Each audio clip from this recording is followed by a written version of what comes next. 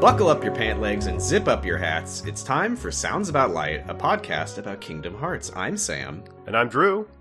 We're coming to you on Halloween. It's spooky time. We didn't sync it up to do the Halloween episode at Halloween Town. No. Hopefully, there's not any children outside having fun that is loud. Yeah, I hope no one has fun. No fun. Because it's time to talk about Kingdom Hearts. I went outside earlier and I put a big sign on my wall, on my window rather, that says, recording a podcast, don't have fun tonight. I did the cool thing that one of my neighbors did on Halloween a couple years ago, which is they put up a bunch of caution tape around their place and turned on their sprinklers to say, I'm a fun person in the neighborhood. What a fun thing for a person to do. It was cool. It was a good way to be part of a community. Uh-huh. Well, no children have ever come here for trick-or-treating, so hopefully that continues. Yeah, same. I'm in an apartment and kids don't do that. Uh-huh. Especially, never mind. We're gonna I don't even have full-size candy bars here. I do, but they're for me. That's my fentanyl.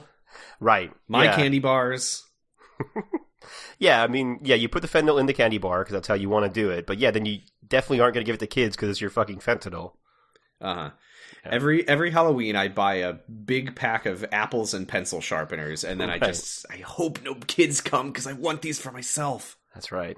And then I turn off my lights and I go, oh, I guess nobody showed up. And then I sharpen all my pencils. It's my tradition. Yeah, that's how they used to do it. We're going to finish Kingdom Hearts today. Yeah. I'm excited. Me too, because I need you to tell me some things. I'll tell you many things. This is probably going to be a long episode. I think so, yeah. When I split this up the way that I did, I really didn't count on how many Ansem reports you would get in the last hour of the game. Yeah, I don't get to see those, so I'm excited to hear those. Yeah, I'll be reading them in fast motion and not Ansem voice. Okay.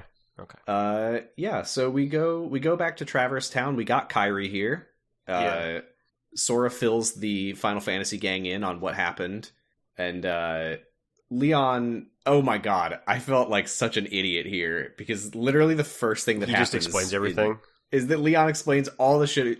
The keyhole in the princess's heart, so when they completed the keyhole, the keyblade was... I was like, oh my god, I didn't need to say any of that. Yeah, I mean, I think it was Leon. Probably still helpful for you to say at the time. I like that Leon is worried about the end of the world, but sleepy. Oh, he's always sleepy. Yeah. When he's voiced by David Boreanaz. It's surprising how sleepy this man is with the things that are going on. Wake up, Leon. We're at the climax of the story. There's a little bit of dialogue post-cutscene where Aerith mentions that they would have expected that when the keyhole opened, tons of darkness would be pouring out. And it is, but a lot less than they would have expected. So she wonders if maybe someone is holding it back. Right. Yeah. And someone is, but we'll get to that. And someone is. I thought it was Mickey Mouse, but it's not. Well, it kind of is, isn't it? It's the princesses. Oh, it's Hollow the princesses. Bastion. That's right. Yeah. Okay. Yeah. There's a little interesting gameplay thing here at this point, is that from this moment until the rest of the game, like all the Heartless that you fight in any world are like leveled up versions, which is kind of cool. Oh, that's neat. Oh, that is cool. Huh. One of them is called Dark Balls, which is less cool, but not uncool. No. It's still pretty cool. Right. Did you get any of the stuff with Sid and his mural? No, I did not. Because Sid explains, he's like, the Heartless are going to be in the ocean between, making it really difficult to get to Hollow Bastion now.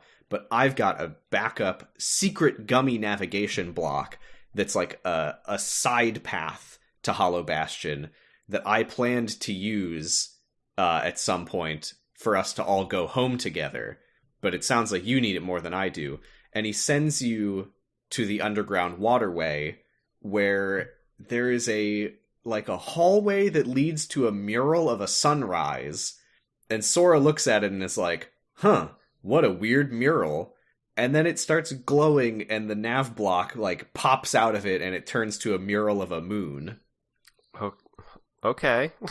I don't know why I don't know why Sid did how, why, what. I have no idea what this is. Yeah, that's super bizarre.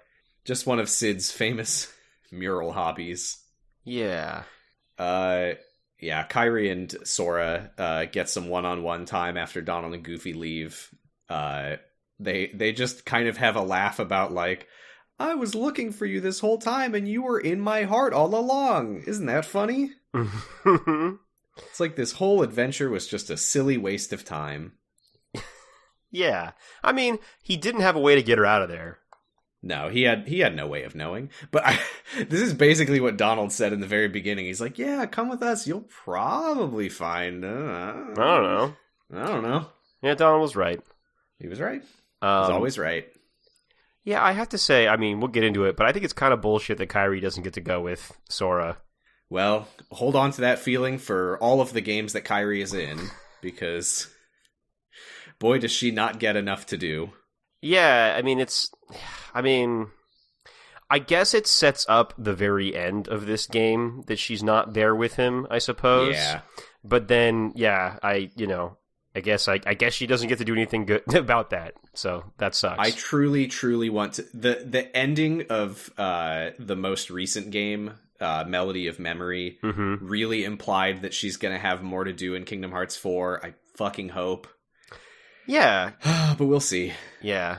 Is that the rhythm game? It is. Sweet. It has one cutscene in it. But it's very important, I assume. Genuinely, yes. Great. Good.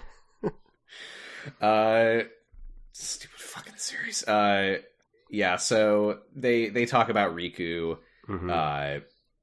Kairi is worried that Riku might have lost his heart, but Sora says, well, when I was falling into darkness, I started to lose my sense of self, lose my memories, but then I saw your light shining through because of our connection, and I think we can bring Riku back in the same way. They basically equate Kairi's light breaking through the darkness for Sora with the fairy tale that her grandma told her.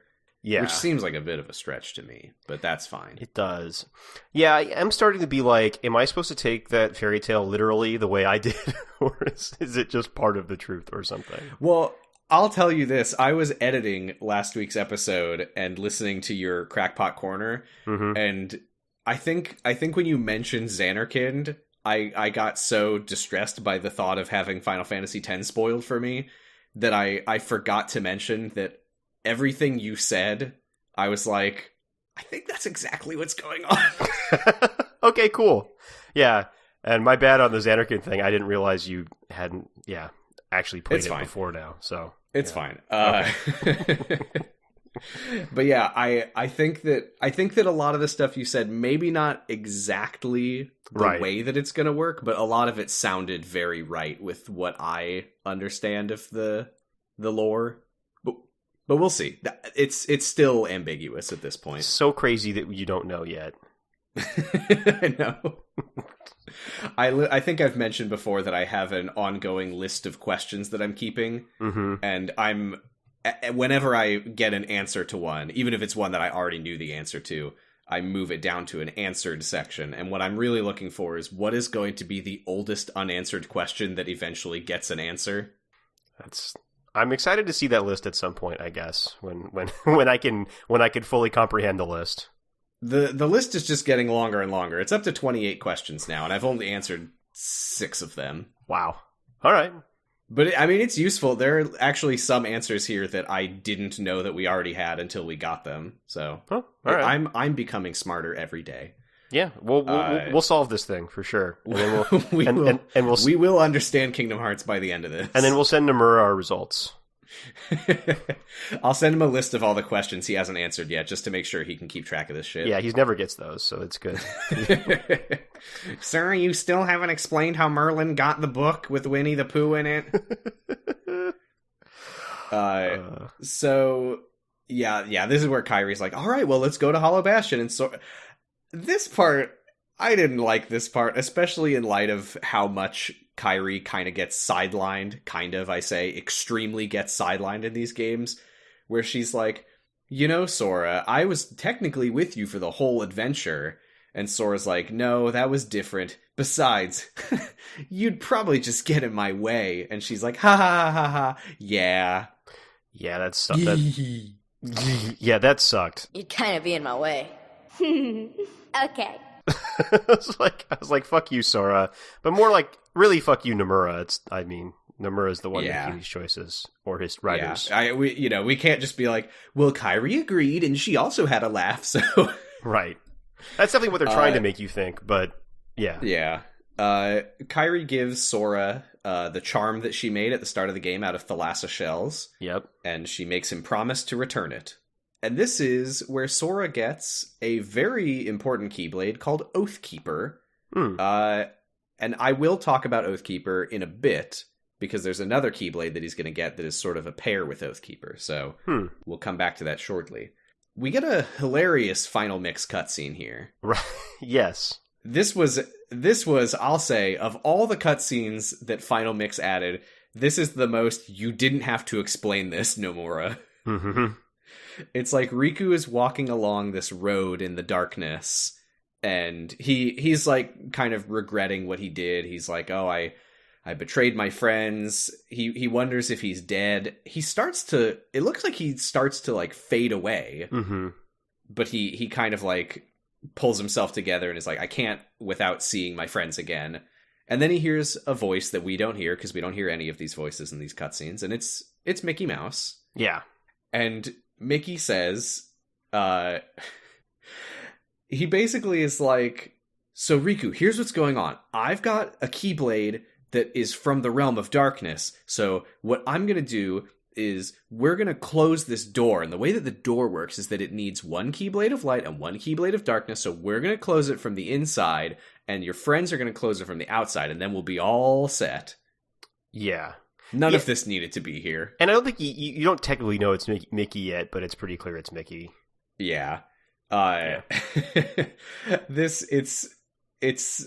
It's really weird, because so much of the stuff in this game is like, you kind of have to put it together on your own. But whenever they tell you stuff, it is so, oh my god, it just gets very like brick to the face sometimes. Yeah. Yes.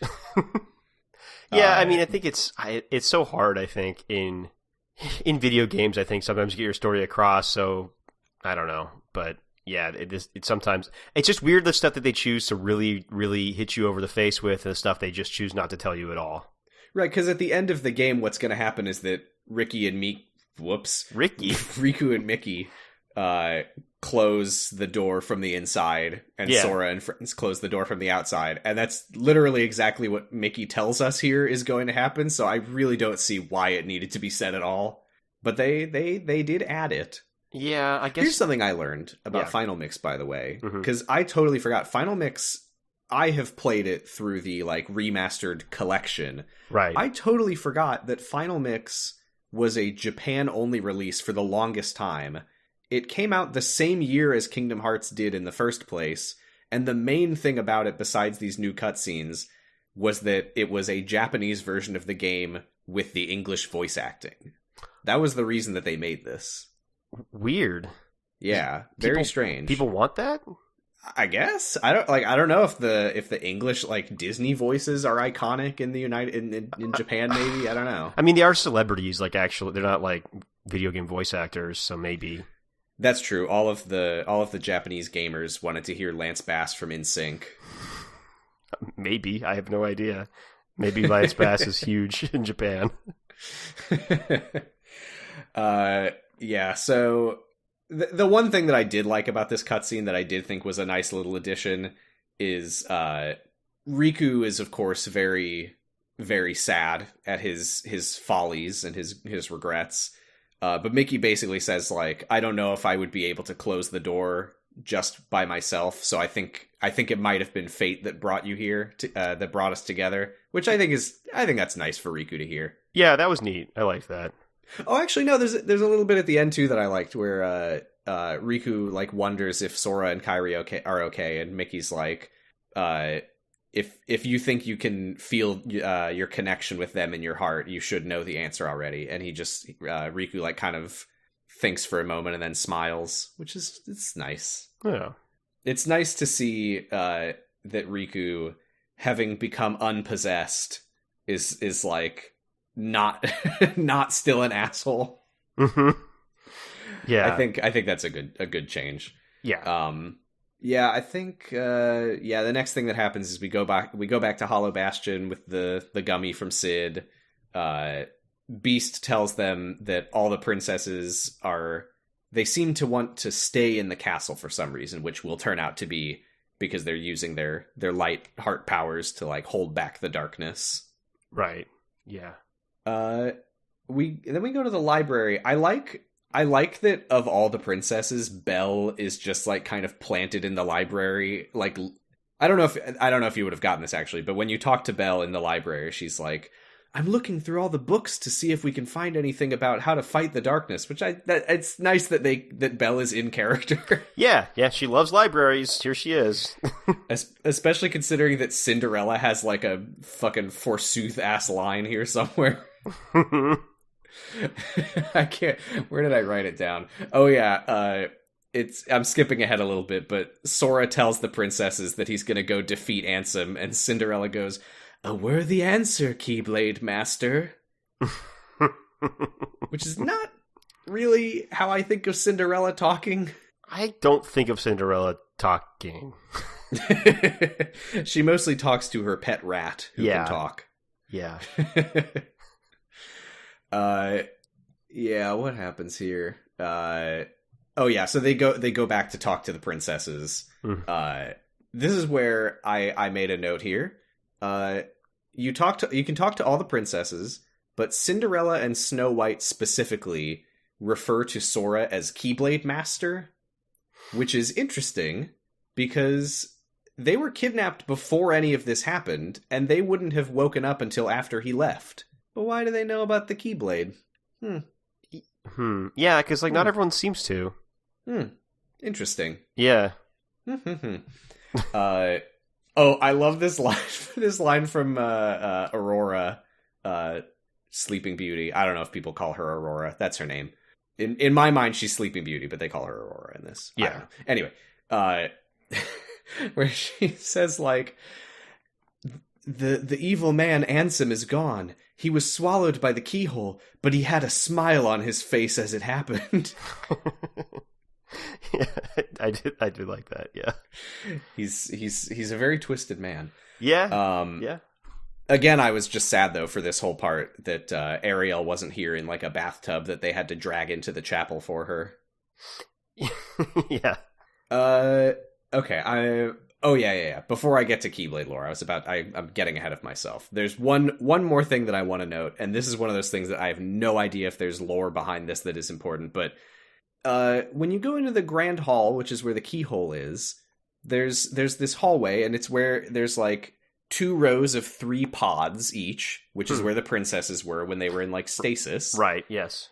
But up above, overlooking the stairs and looking down onto the platform where the keyhole is a 7th chamber, which presumably is for Kairi. But Kairi's never in it, which really made me wonder, like, were these built by Maleficent and Ansem, or was this room used for some nefarious purpose in the before times? I honestly don't know. And that might be something that will never matter, but I did make a note of it. Yeah, it isn't really clear, like, if this is stuff that has been there for a while, or if Maleficent made this happen.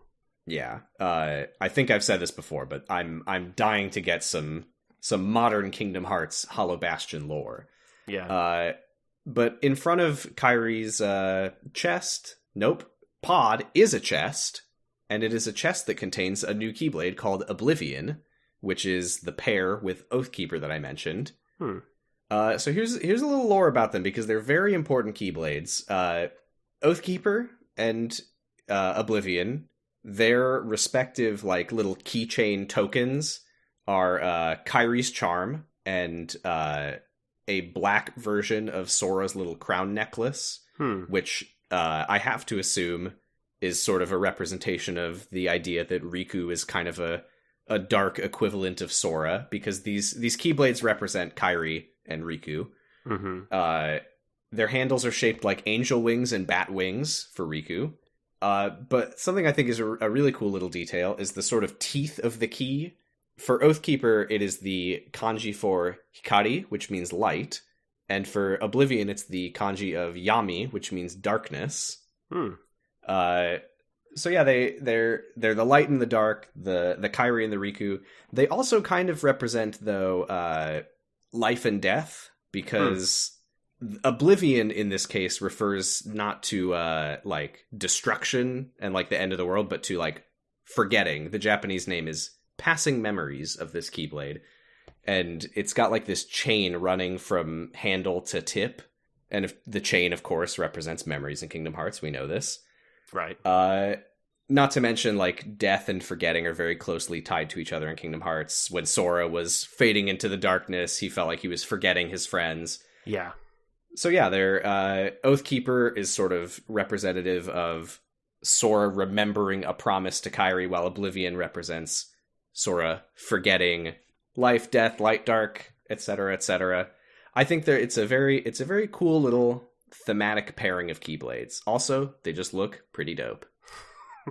No, that's interesting. Yeah, the forgetting thing comes up a lot too, I think, with other characters, so okay. We don't get enough, in my opinion, of these like thematic Keyblades. A lot of them are more just like, this one looks like Aladdin World. But yeah, I will say for two more notes that I don't really know if there's any significance to them. Oblivion rather, the tip of it is kind of a fleur-de-lis, another symbol we see all over the place. I have yet to really discern any through line to where those symbols show up, but there it is. But the hilt also has this gem, which you can also see in the logo of Hollow Bastion. And that's another one of those things that I just have no idea with Hollow Bastion, if that means anything. Kairi's from there. I don't know. But yeah, that's the Keyblade lore update. Okay. I'll file that away. Yeah. They go to this... they go through the portal. I found this kind of confusing because I forgot that the keyhole is not the keyhole. It's a portal to the keyhole.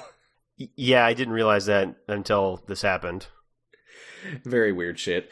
But yeah, they like fight a big boss inside of the portal that we thought was the keyhole, and then there's a keyhole in the keyhole, and they lock the keyhole, and that's the keyhole. And then we hear, Sora, you did it. Sora, hey. Great work, buddy. Yeah. Yes, it's Leon and the other Final Fantasy gang. Aerith mentions that this is their childhood home. As I cross off 10 of my crackpot corners for the future. I still really wonder about that, but yeah. Because I'm still holding out hope that there's more to it than that, and that they're from like a Final Fantasy universe or something. Yeah, I mean, I think it could be a lot of things, but I think Yuffie has a line somewhere where she's like, oh, I don't really remember this place. Like, we were very young when we lived here. And I'm like, thank you. Please. Making a note of that. I want to believe that there's more to it. Yeah, it's one of those things where I think there totally could be more to it, or it could just be fun to have these characters in these games. Yeah. I like that Leon, though, is, like, horrified at how fucked up it looks now. He's like, this used to be a nice place. Yeah, we didn't have any blitzball stadiums in here when I was here last time. No blitzball, no pipes. Yeah. Oh my god. Did you see people talking about the fact that blitzball was made canon in Star Wars by a book? I did see people talking about that. And so now there's a double chance that it could show up in Kingdom Hearts.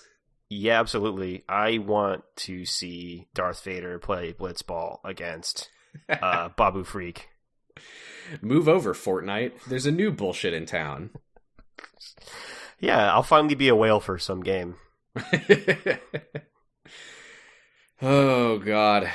I mean, the Kingdom Hearts mobile games, ugh, they are gacha games, and I hate that fact. Oh, no. Yeah. Ugh. I hope that I don't I mean, I was going to say I hope that I don't like Missing Link so I don't have to play it. I guess a better option would be I hope that Missing Link is good when I play it. But, you know, temper your expectations. Yeah, you've already kind of moved that goalpost for yourself, which is good. I hope that it's tolerable for the people who film the cutscenes for me to watch on YouTube.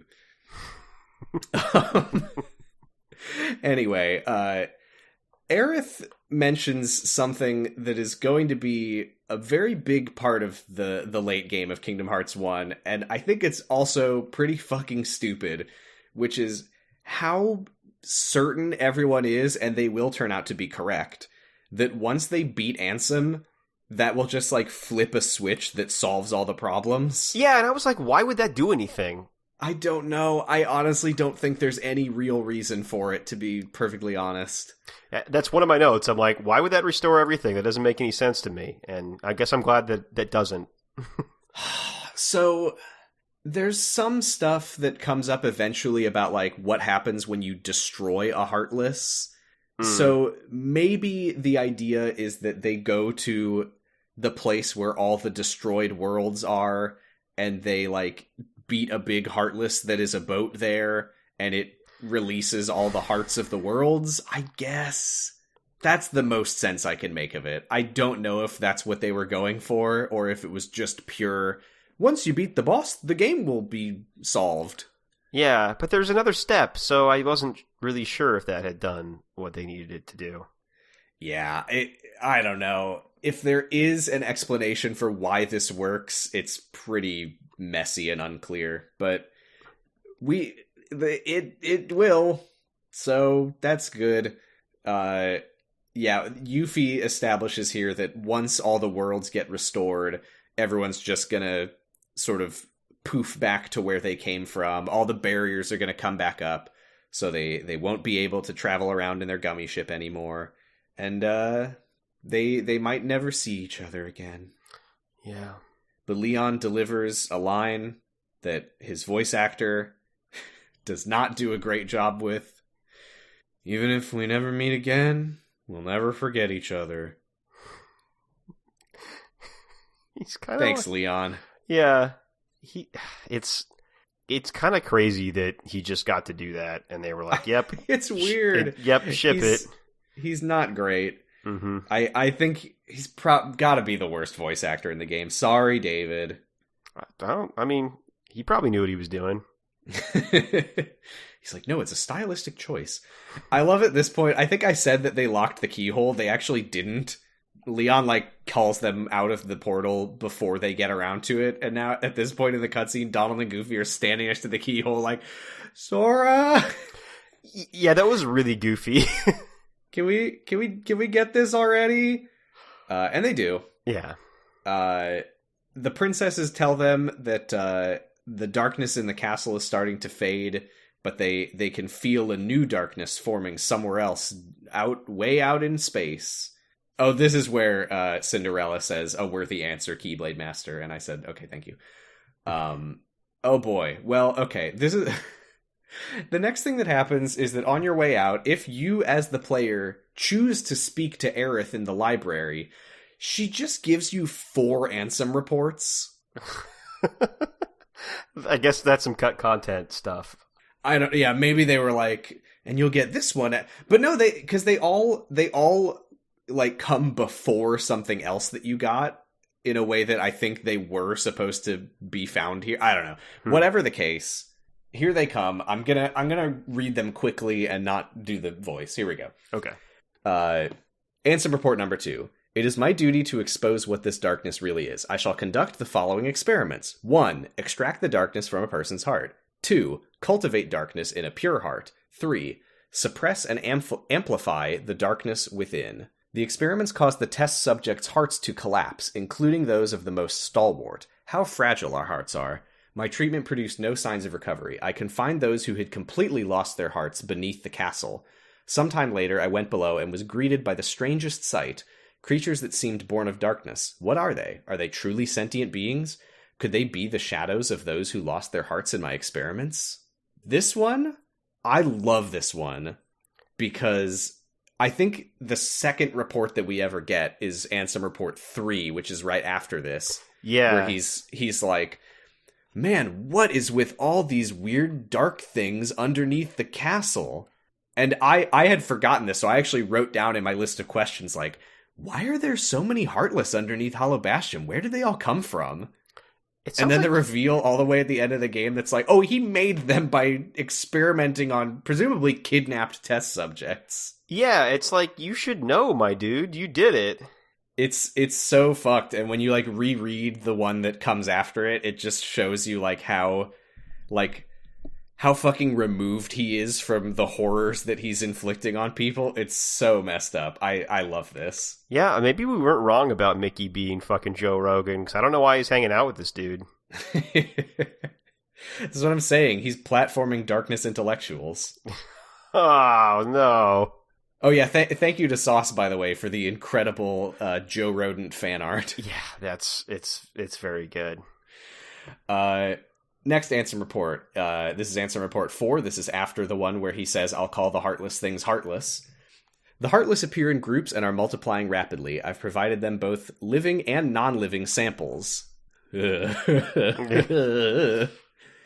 They've responded only to the living. They seem to multiply after absorbing something from those creatures. From the living creatures.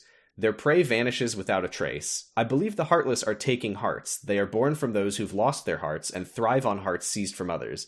The hearts taken by the heartless become heartless themselves.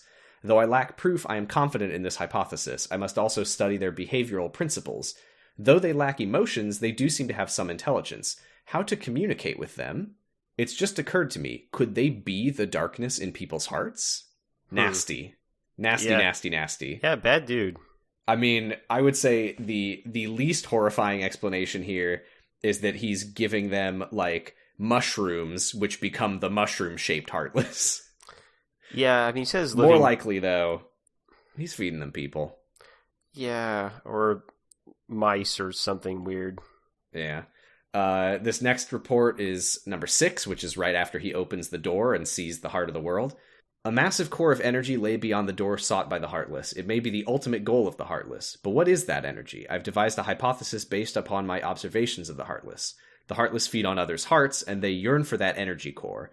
The thing behind the door must be a heart too, the heart of this world. There's no proof, but having felt that immense energy, I am certain that was the heart of the world. The Heartless are trying to take hearts not only from all living creatures, but from the planet itself. But what do they mean to do with the heart of the world? I hope that nobody is playing the drinking game here, because you are dead if you are. Yes. R.I.P. all of our listeners. It stinks that our podcast is over because you all died. This report, I don't know that it actually really tells us anything new. I think we pretty much already knew all of this. Yeah. The heart of the world, they're looking for it. I think it says something that's interesting because of a different conclusion that Ansem has made later, which is that there appears to be a power source at the core of their hearts. And I think that goes to something Sora says later, which is that there is light in every heart. Mm-hmm. Yeah. Which is... There's a light that never goes out. Yeah. Finally, we have Ansem Report number 10. I say finally, I think there's 3 or 4 more after this, but finally for now, this is the one right after he did the Joe Rodent experience. Just as people have hearts, so do worlds. The same can be said of stars in the night sky. And deep within each world lies a door to its heart. The heartless desire those hearts. Born out of darkness in people's hearts, they seek to return to a greater heart. Yes, that's it. The heartless come from people's hearts, as does the darkness. Is the core of the world's heart the world of the heartless?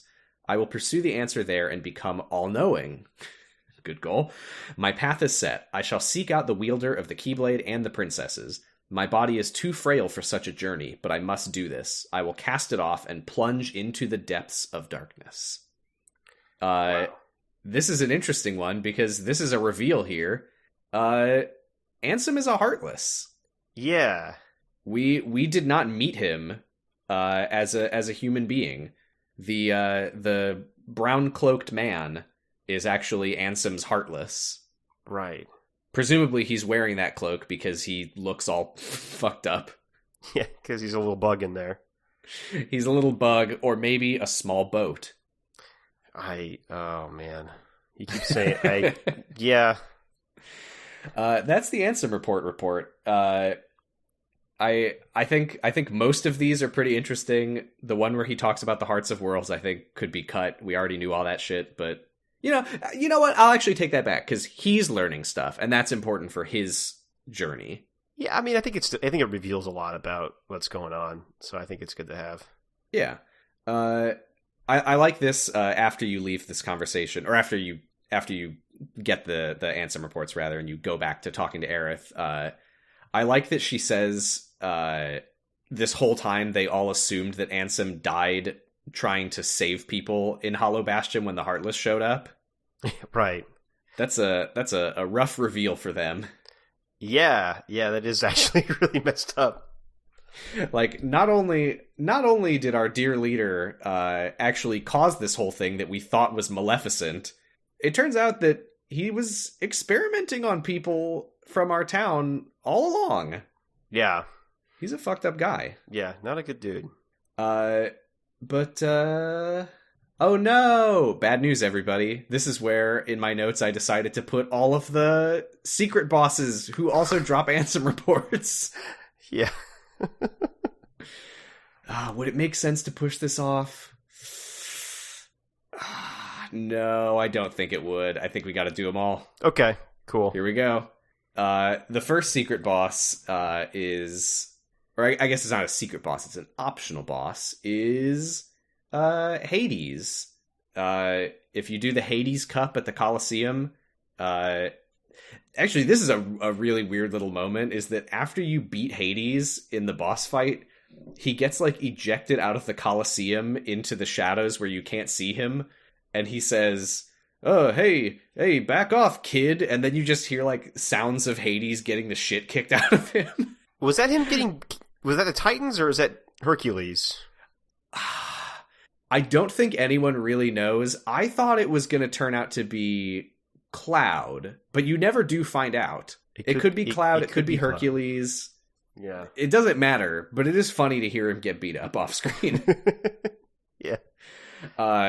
Also, after you win the Hades Cup, because he's not the final fight in it, there is a little cutscene of Donald where Hades is, like, standing next to the gate on the other side, looking all dejected, and Donald shoots a blizzard through it to extinguish his head.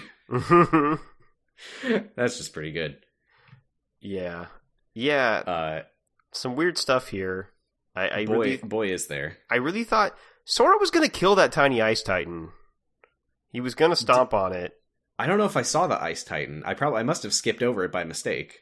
Yeah, he fights the Ice Titan, and then it shrinks after he beats it, and then he goes to stomp on it, and then it scuttles away. But I'm like, Sora, what the fuck? Oh no, Sora, that's so cruel. Yeah. Did they, like, melt it down? Is that the idea? I think, yeah, him beating it melted it down to a little tiny guy, and then he's going to stomp on the tiny guy, but then the tiny guy runs away in a cartoon I wonder if that's a joke from Hercules. Oh, maybe. I feel like it might be, but it's been a long time. I don't. Yeah. Anyway, here's Ansem report number 8. This is after he finds the gummy block, but before he meets Mickey Mouse. There is no doubt that the Heartless are deeply connected to other people's hearts. Further study may unravel both their motivations and the mysteries shrouding the heart. As a start, this one's important. As a start, I have built a device that artificially creates Heartless. By recreating the conditions that spawn the Heartless naturally, I should be able to produce them artificially. This device is the culmination of all my research thus far. The machine's test runs successfully created a Heartless. This may be a step toward creating a heart from nothing. The artificially and naturally created Heartless showed nearly identical traits, but the two types remain distinct for the purpose of the experiment, so I will mark the ones that are created artificially. Now, this is a very important one for 2 reasons. Number 1, I don't know if you ever noticed that there are Heartless that are just, like, creatures of darkness, and there's Heartless that are like little characters who have the little Heartless emblem on them. Yeah, I guess I kind of noticed that, yeah. Yeah, you would never think about it until you read this, but yeah, the ones that are created artificially are the emblem Heartless, and that's why they have those, because Ansem was just putting a little sticker on them. So he's literally just... by creating the conditions with our heart, but, like, the conditions for Heartless is darkness getting someone's heart. Does that mean he's artificially pumping darkness into actual people's hearts, or just, like, putting darkness together till a little dude appears? He said he built a device, so I assume, because what he was saying before is that the Heartless that were like under the castle, which we can assume were probably Shadow Heartless, were being created when he would like throw them test subjects. Right. So I assume that what the machine does is he puts a person in it, or maybe a disembodied heart in some way, and basically just bombards it with darkness until it becomes an emblem Heartless. That's my guess. We don't really know. Also, this is the first we've heard of his goal to create a heart. Yeah, that's interesting.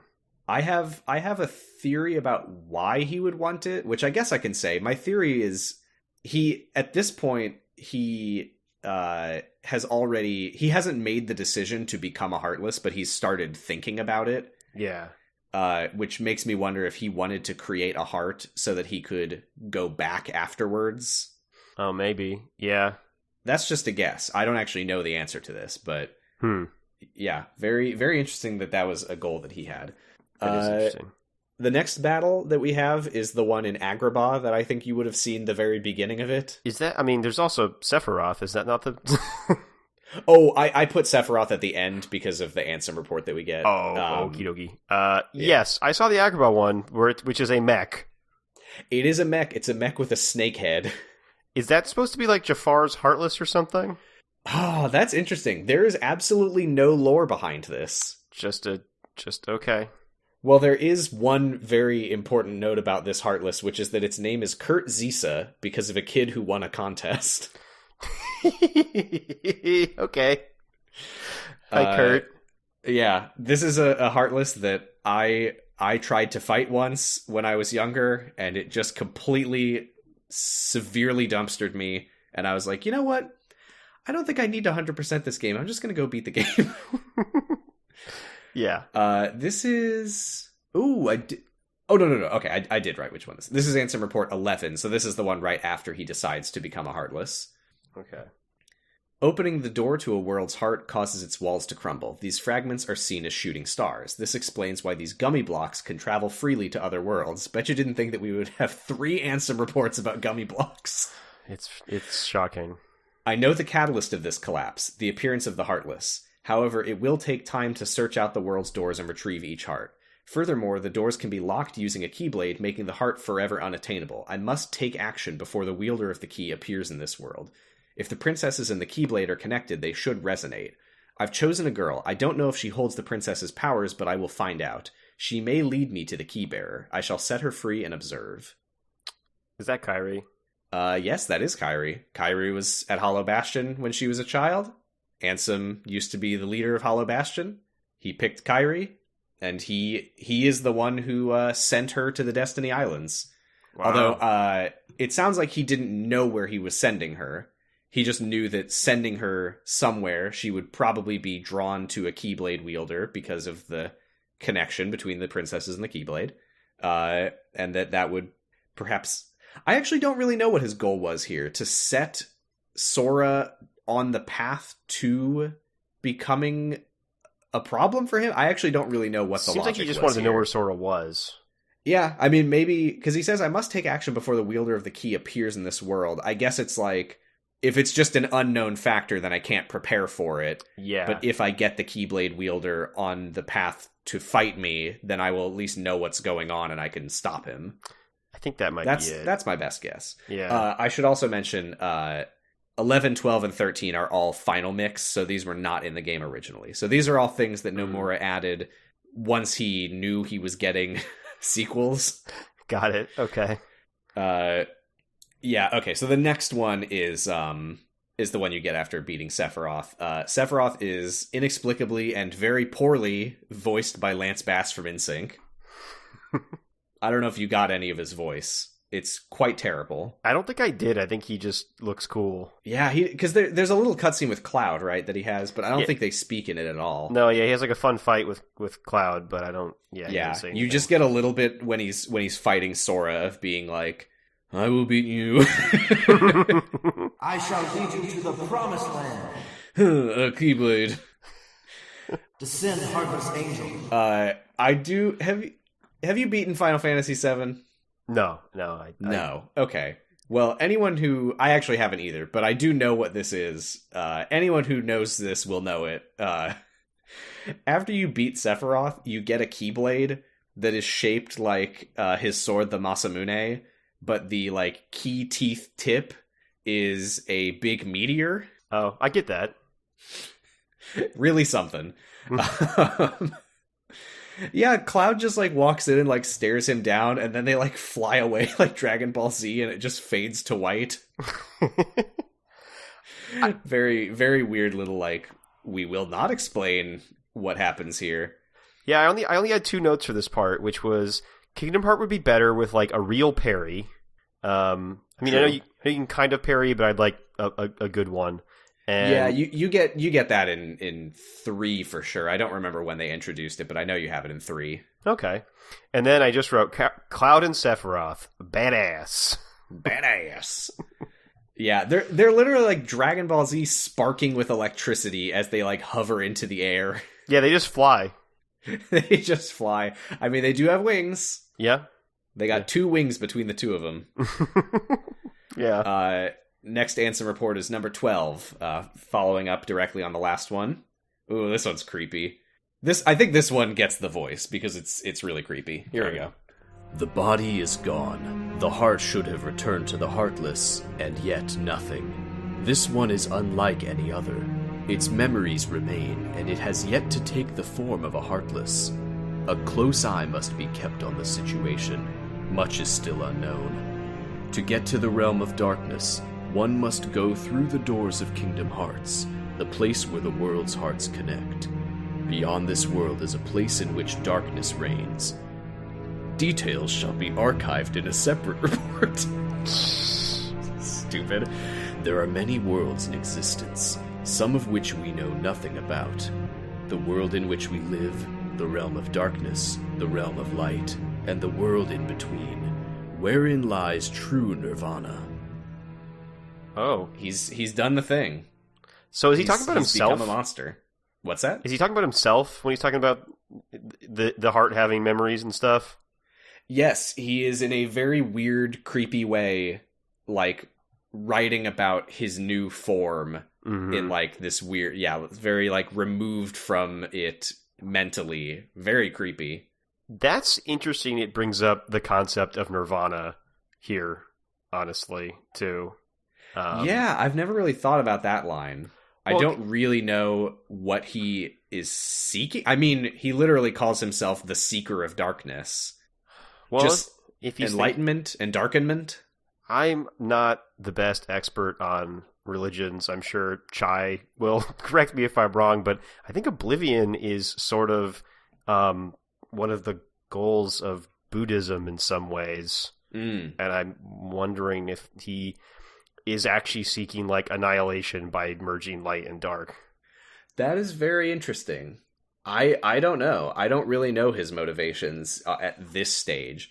I do also really like the very strong tone shift in his writing style when he becomes a Heartless. Like it is very clear that something about him has fundamentally changed, which it figures. But I really like that that's reflected in that way.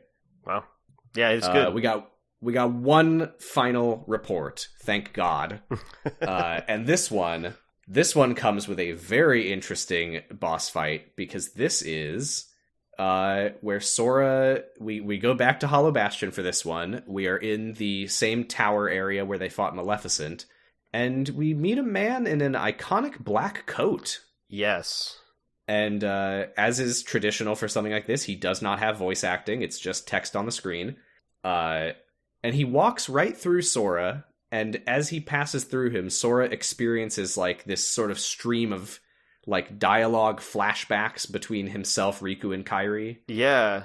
And he asks the man who he is, and the man just says, "Ah, it seems you are special too." Goofy asks, and I love hearing Goofy say this, "Are you Ion Saiyan?" Yeah, very good. He just says that the name is familiar to him, but he doesn't he doesn't elaborate. Mm-hmm. And then he just blasts a giant ball of lightning at Sora that Sora, like, deflects with his Keyblade, and it flies into the air and makes a gigantic explosion. Yeah, it's just force lightning. Yeah. The classic way of establishing, without hurting the hero, if he had gotten hit by that, it would have been really bad. Yeah, right. So the guy tells Sora, he says Sora is incomplete, and he quote-unquote offers to test Sora's strength. You, I imagine, won't have gotten any of the actual combat here. No. Just cool noises and a cool soundtrack. I love the song that plays over this. Look up Disappeared. Okay. From Kingdom Hearts Final Mix. Will do. But I will mention what he uses to fight, because we will keep an eye out for this in the future. He has these little sort of red laser beam daggers that grow out of his hands almost like tiny lightsabers. And he also has, like, laser force fields, some of which explode. Huh. So keep an eye out for this guy again. Yeah, it is weird that he's like, Sora, you're not whole, and neither am I, and that makes us special. Mm-hmm. And that's really confusing. Mm-hmm. I also like that when you beat him, he looks like he's about to die, and he's, like, clutching his chest, and he's, like, exploding, and then he's just like, nah, just kidding. Yeah. He just stands back up. Yeah. Really, really good little teaser of what is to come. And he tells Sora, he basically says, I'm looking forward to what happens next. And Sora is like, what are you talking about? What is going on? Who are you? And he just says, there's no way you could possibly comprehend this for now.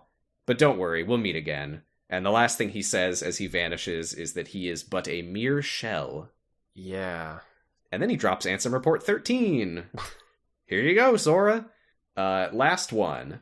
Where does the body go when it separates from the heart? If the soul remains within the body, is it still considered to be deceased? When the heart returns to the heartless, the physical form disappears. But that is merely true in this world. Perhaps the body exists in another form in another world. If that is the case, then it is possible for one to exist in two worlds. A being that is neither darkness nor light, belonging nowhere, abandoned by its heart, a mere shell of its former self. The relation between the heart and body is complex. However, I am certain that if your self exists here, then by definition the other cannot truly exist. The other, the one which does not exist, shall be dubbed nobody. Okay. I know a little bit about this, but that's a lot.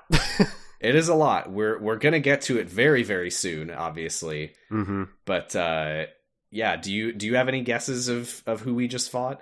I would think it'd be Ansem's nobody, probably, because he's a shell and he says Ansem's a familiar name.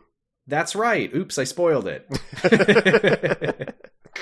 Yes, we just fought Xemnas. Oh. Yeah, he I really like that that we get to see basically the final boss from Kingdom Hearts 2. Same weapons, same fighting style, just the combat is not quite as fleshed out as it's going to be next time we fight him, but my god, I watched the Let's Play of this guy fighting him, and Jesus Christ, this fight is nuts. Yeah, I mean, I've already kind of hit, as I'm playing, the game is just kind of hard sometimes, and I don't think... Mm-hmm. And I think one of my complaints is that I just don't always feel like I have as much control over Sora as I would like to. Yeah. And yeah, I can't imagine if you're fighting like actually intended to be hard bosses, this game gets really tough. Fortunately, by the time they really introduce the incredibly difficult bosses, I mean, I say that as if Sephiroth and Xemnas aren't in this, but I have fought the final secret boss of Kingdom Hearts 3, and I think that's probably the hardest boss fight I've ever done in any game. Okay. And I did beat him, and it's really satisfying. But yeah, I just don't think you can really get that same sort of satisfaction out of the combat in Kingdom Hearts 1, because it's just a little bit too like rudimentary. You run around, you push the button, and you hit stuff. Yeah, and I think it's just like you don't have like good ways to cancel animations, and I don't know. Yeah. Yeah, it gets a lot smoother, fortunately. That's good. That is all the Ansem reports. Okay. Yeah, wow, that's a lot of stuff. It's a lot of stuff. I knew this was going to be a long episode, but yeah, we're actually making better time through it than I thought we would, to be honest. Yeah, I don't really have a lot's going to happen, but I don't have a ton of notes because I think a lot of it's big fighting. Yeah. Well, let's keep it going. We go to a new region called the End of the World, and it's like a big darkness void. With little tiny scattered fragments all over the place that are basically the little shreds of the worlds that have been destroyed by the Heartless. Mm-hmm. They all sort of, as so many things in Kingdom Hearts do, they've all sort of aggregated here. Drink every time I say aggregated. Just kidding, don't do that. They've all sort of aggregated here into the End of the World, which is, if I remember correctly, it is one of the realm between worlds that is like the closest to the realm of darkness. It's like right on the edge, basically. Got it. And the End of the World is very interesting because as we've talked before about how worlds can have hearts and how even something like Traverse Town, which is sort of almost an artificial world that was created by refugees, can develop a heart. This is kind of a heartless equivalent of a world. When all the worlds lose their hearts, this place that didn't really exist to begin with kind of forms out of the loss of those hearts, which is very weird. Well, if it follows the same rules as people and nobodies, then it kind of makes sense, I think. Yeah, which is something I actually, until we started this podcast, I don't think I really picked up on how much the rules that apply to people also apply to worlds in this. Yeah, they're basically the same, it seems like. Yeah, which has really surprised me, and I think is very, very interesting, very weird, and I don't know if they're ever going to like do anything really important with it, but I'm enjoying following that thread. Yeah, yeah. So, yeah, it is Goofy who is like, well, Sora, this is a heartless world, which means if we destroy it, everything will go back to normal. Right, yeah. I never get tired of Goofy being the one who understands shit. Yeah, and that's just a really crazy thing to say, Goofy. Why would you think that or know that? We'll have to take Goofy's word for it. Mm-hmm. Yeah, so they like walk across this big void, which leads them to a big like vortex that they go through. This is another thing that I don't know if you would have seen, but they end up in this like chasm, which is just full of gummy blocks. No, I don't think I saw that. Yeah, it's like all the walls just have like big colorful like shapes sticking out of them, suggesting that like, yeah, when a world's barrier is destroyed and when the world is destroyed, gummy blocks like fly all through space, but the stuff that doesn't fly through space, or maybe even that does, all just sort of like gets sucked into here. It's really weird to see. Yeah, Sora should make a big gummy Star Destroyer. In Kingdom Hearts 4. Yeah. They have Star Wars now. Yeah. That would, you know what? I know people want that. I think they're wrong. I think it would be bad. I've got bad news. Okay. It's all but confirmed at this point. Well, maybe it won't be. There's a shot in the Kingdom Hearts 4 trailer that has like just the edge of an AT-AT's foot. Oh, okay. Or ATST, whichever the chicken one is. That's the ST. Okay.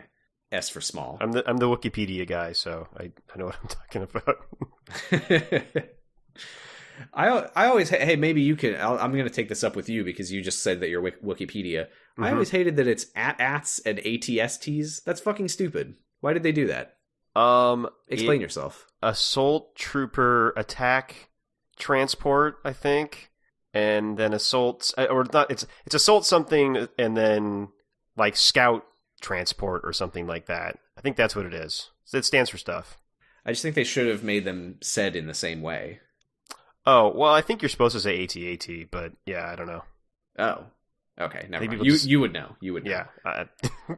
Well, I don't know. They then go through this hole, which takes them to a place called the World Terminus, which is a series of portals. Did you get any of this, actually? I don't think so, no. No? This is all just running around and fighting stuff, so I'm not surprised. But what happens here is, gameplay-wise, this is the part where you just see all the worlds you've traveled to, and you fight strong Heartless along the way. But Got it. I think lore-wise what's going on here is that because this is leading them closer and closer to the Kingdom Hearts that contains all of the hearts of the worlds that have been eaten by the Heartless, Mm-hmm. I think their proximity to that is sort of creating reconstructions of other worlds. That's just a theory. I don't really know. I think really they just wanted you to have to fight a bunch of Heartless at a bunch of places. Yeah. But what's really important here is that the final portal takes you to a location that you've actually never been to before. It is a lab underneath Hollow Bastion. Oh. I might actually send you a picture of this, because this is actually, I think, worth seeing with eyes. Okay. Oh.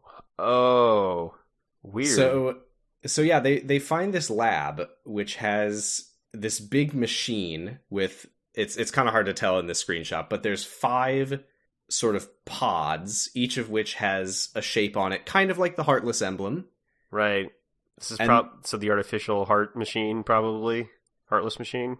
I don't think so. Oh. Maybe, but I think if that was what it was originally intended as, I think it's been retconned since. Okay. But this is something that we'll get to a long time from now. But one thing that I really want to mention is that coming out of the top of the machine is like a bunch of pipes that connect up to a big tank of liquid. Yeah. And I think that this is where they're funneling all the water to in Hollow Bastion. You can't see it in the screenshot, but on the other side of it, there's all these pipes coming out of it that are presumably filling it with water. And yeah, I don't know for sure, but I think that something here is powered by the water of Hollow Bastion. I don't know. This is a weird room. It has never been explained. That's... Yeah. There's also a computer that if you interact with it, it reads this message for you. I don't want to read this message because it's just a bunch of vague shit, unlike an Ansem report. It's just like, the ones of the darkness are dark, the ones of the hearts are hearts. Kingdom Hearts, 7 hearts, 1 keyhole, and the dark door opens. This is basically all that it says. All right. I don't think we need any more detail than that. Okay. If that ever does become incredibly important, then I'll fucking read it. But until then, fuck that. All right. And then they walk out directly into a scene from Fantasia. Yeah, Chernobog's here. Yeah, they're fighting the Bald Mountain Man himself. It's Chernobog. It does kind of poke some holes in my earlier theory about what worlds are made of, I feel like. How so? Well, because I was saying, that all the worlds are people's memories of stories and creativity or whatever. But nobody remembers Fantasia. Yeah, I guess Chernobog maybe already got eaten up and then he's here, I guess. I don't really know. Yeah, this is actually a weird one, because there is some probably retcon lore behind this, because there is a Fantasia world eventually. Okay. So I think if you think of it in that way, this is maybe implying hypothetically that Chernobog's world was destroyed, but Chernobog himself survived and sort of clung to the remnants of the world and got sucked into the end of the world, maybe. Okay, maybe? that actually tracks, I think, and keeps my theory alive. It's kind of a stretch, but also it does kind of make sense. Well, that makes sense because you've got people like Riku who can apparently hang out in the darkness and survive, and yeah, Beast did it. So I guess, and then Chernobog's a big dude that would like it here anyway. Oh, yeah. That's why you don't even need the retcon to make it make sense that he's here. I actually didn't know for a long time that this was from Fantasia because Fantasia scared me as a child, so I forgot about it. I did write down, oh no, this is the part that this part too scary. And I also wrote down, do you see titties? Because there's a part of that part where a harpy flies by the camera with boobs out in the Fantasia cartoon. Not in Kingdom Hearts. Shame. Yeah, there's a cool little detail that you probably didn't see, which is that after you beat Chernobog, you like jump into the volcano, or it's not really it's just like a crater in the mountain.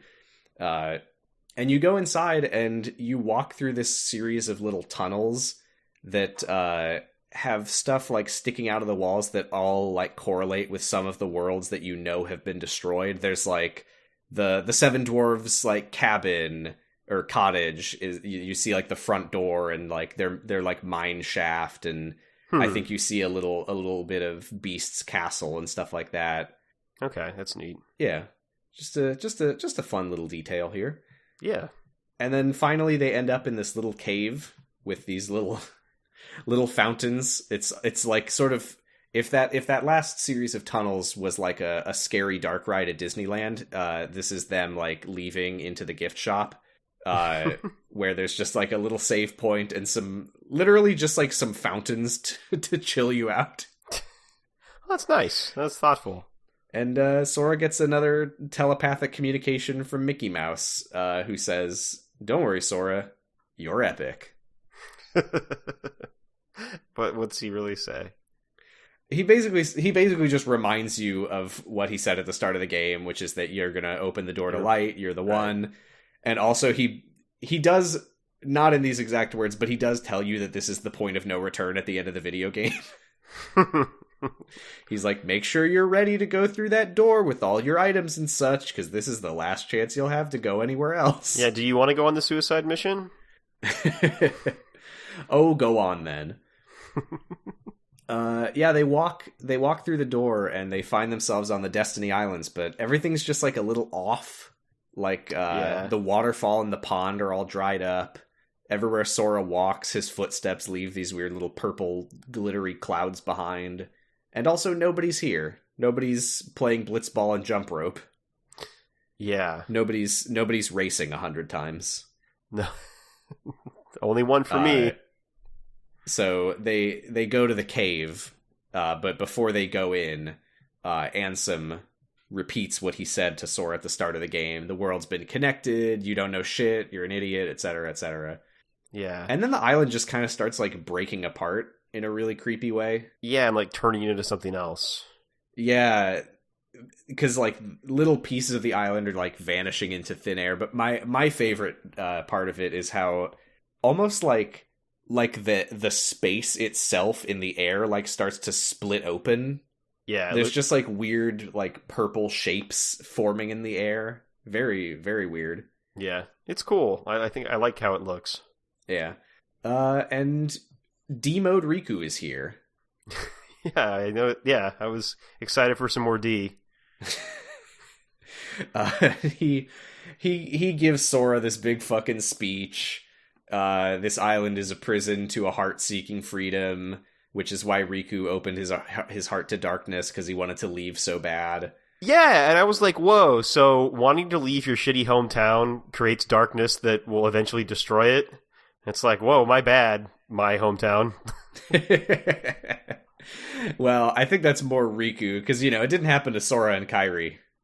Yeah, but so he wanted to leave for bad reasons, and they wanted to leave for good reasons? Like, I don't know. I think it's not that he had bad reasons for wanting to leave, it's that he was more willing to, like, do anything to leave. Oh, like, I'll burn this place down to get out of here? Yeah. Yeah, like, whatever it takes. Yeah. All right, that's fair. I will steal my parents' car. Yeah. Yeah, he turns into Ansem and says, just kidding, it was me the whole time. Gotcha. I think Sora's like, yeah, I know. Right, he's just like, why are you still pretending to be Riku? You're clearly talking as Ansem. Yeah. I don't think that you're Riku right now. Yeah. But yeah, he gives this big speech like, all worlds begin and end in darkness, and hearts are the same, because have you noticed that hearts and people and worlds are all the same? But Sora says, an old lady told my friend a fairy tale one day. And I learned from watching it on a DVD that there's actually a light that never goes out. Yeah. Well, because Ansem says darkness is the true nature of the heart. Mm-hmm. Which is interesting. I mean, that's interesting. That's what his theory is. Yeah. Who would have thought that when you spend all your time doing experiments where you kill people in a dungeon and turn them into monsters, you would come out of it thinking, man, people are pretty fucked up, aren't we? Yeah, we like this. All of us like this. It's pretty fucked up that a person, which is what I am, would do something like this to his fellow man. It really says a lot about our society that I'm doing this. Mm-hmm. I also totally forgot to, speaking of Sora seeing the fairy tale that Kairi's grandma told her, do you remember when we were in Tarzan World and Sora sees a castle on the projector and he's like, this looks familiar, but I don't know why. I do remember that. Yeah, that was sort of Kairi's memories resonating with him and being like, oh, a castle. Oh, I used to right, live in one of she those. was inside him, yeah. Yeah. Okay. And then Ansem floats up into the air, and he summons a big burly guy who is lovingly known in the Kingdom Hearts fan community as the Cum Guardian. Okay. Because you'll find that when you fight Ansem, he is constantly saying, Cum Guardian! Okay. Yeah, it's definitely like a rip-off stand as well. I was going to say it reminds me of a stand mixed with Anima, the Final Fantasy X summon, which is all like chained up. Yeah, it does have a look like that. Yeah. He's got like this he kind of looks like a Dark Side Heartless. He's got like the big heart-shaped hole in his chest. But he's also got like he's got like tape over his mouth or like bandages or something, like keeping his mouth shut. Very creepy. Yep. But it is sort of blunted when you remember that his name is Cum Guardian. Cum Guardian! It is less impressive than Anima. Really takes the edge off of him. Yeah. Very, very good boss fight here. Well, the first one is with Donald and Goofy, but then once again, Ansem like flies off, and Donald and Goofy follow Sora, but they faceplant directly into a barrier as it goes up. Yeah, they get bonked bad. I never get tired of watching that happen. Yeah. I do have to say, Ansem is a real dick, because there's a checkpoint here. If you beat him with Donald and Goofy, and then he beats you in the next fight, you start over right here. But before you get to fight him, he summons a Dark Side Heartless for no reason, which is like, it's not hard to fight at this point in the game. It just is time consuming every time he kills you to have to fight this fucking thing again. So real bad move from Nomura and Ansem on this one. Yeah, that's just cruel.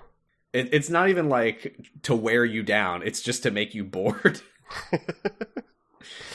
But yeah, you beat Ansem and everything vanishes and you're just in this big void. And Ansem is like, oh, this abyss holds the heart of all worlds, Kingdom Hearts. And he shows you this big white door. Yeah. And you're probably thinking, aha, that's the door that Sora has been told repeatedly that he is the one who will open it. Mm-hmm. No. Nope. No. I'll spoil it right now. He doesn't open the door in this game. Nope. Which is so nuts to me. I cannot believe that they set up Sora opening a very important door right at the beginning of the game, and they didn't even say, like, we should probably have him open the door by the end of the game. No, that's definitely going to be in the third game, or maybe some side game, I don't know. It is, I will say right now, it is the end of Kingdom Hearts 2. Okay, well that's good, I guess. When we get there, I will say this again, but I don't think it really justifies the build-up in any way. Okay. When it says, like, you are the one who will open the door, it makes me think that he's gonna open the door to light and, like, the world will be saved or something. And that's just not what it is in the end. But we'll get there eventually. Okay. Because what we have to do now is we have to fight a flesh battleship. Yeah, I have some notes. Mm-hmm. What the fuck am I looking at with this flying monster city? Mm-hmm. Is that Bahamut? That's one note. It looked a little bit like Bahamut. That's interesting. Bahamut was actually cut from the game, so I do wonder, maybe this boss fight is actually kind of meant to evoke the image of Bahamut. Yeah. I've got another note that says, and then I have another that says, oh, he exploded. Did they all explode? Who, Sora, Donald, and Goofy? Yeah, because he explodes really big. He does explode very, very large. Yeah, this is the final boss of Kingdom Hearts 1. It is called World of Chaos, and it is Ansem fusing himself with a big battleship thing? That's a monster dragon It's thing. a monster. Yeah, it has multiple faces on it. Yeah. It has a tummy that also has a face. Yep. That, I don't know if you would have seen... Did you get to see at all the, like, sort of midsection interior area? You know, where there's, like, a weird tank? I got to see all that. I think they definitely wanted you to get to see that. It's very important that you see that it has a weird stomach with a frowny face on it. Yeah, like a cartoony frowny face in it. It looks sad and scared, too, which makes you feel much worse when you beat the shit out of it. It's completely defenseless. Huh. But yeah, this is just Nomura on his bullshit. There's nothing going on here. Yeah, I mean, I guess you can just be like, well, he sort of dominates this world and I guess has been gathering power for a while, and this is what he made it into, I guess. I just don't know why it's a vehicle. Because it's not like you're moving around in the arena. You just float around the big boat. Yeah. It's a very strange fight. I will say, it is, in my opinion, absolutely fucking hysterical. I love how it's so over the top for no reason. Yeah, I mean, I didn't expect it, and that's always good to me, usually, and it was just a little inexplicable, and especially so nothing just as a child prepares you for when you beat Ansem. You beat him as a guy, and then it's like, okay, well, I bet you thought that made sense. What if he was a boat? Have fun. Yeah, and like, I bet it maybe is, when you're actually playing it, maybe it makes more sense when you see some of the things you see, but yeah. Nope. Yep.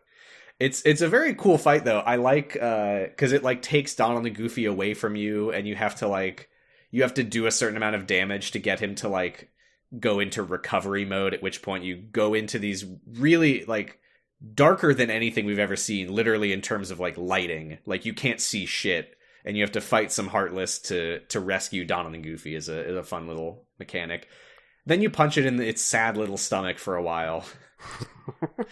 Oh, I would be remiss not to mention that as Donald and Goofy vanish, Sora also is like falling into the void. But then he hears Riku's voice go, "Come on, Sora, I thought you were stronger than that." And Sora's like, "All right, I got a boss fight." Well, and you blew him up, so of course his shoulder hurts a little bit then. His shoulder does hurt. Oh, one more thing that I want to mention about the visual design. This one I actually think is cool and not just stupid, is that Ansem, who is fucking gigantic right now, even in the scale of the boat, he's like growing out of it with these like nasty tendrils. Yeah. And he's fighting with a double-ended sword, which is 2 of Riku's Soul Eater. Yeah, that was cool, and which I questioned when Riku showed up with that weapon where he got it. I'm assuming now that probably Ansem made it and gave it to Maleficent to give to him. Yeah, that would track. Which would potentially explain why it can fight Heartless, even though it's not a Keyblade or affiliated with a Keyblade. Maybe? I don't know. Yeah, maybe. And, yeah, the ship explodes. Ansem's shoulder is hurt.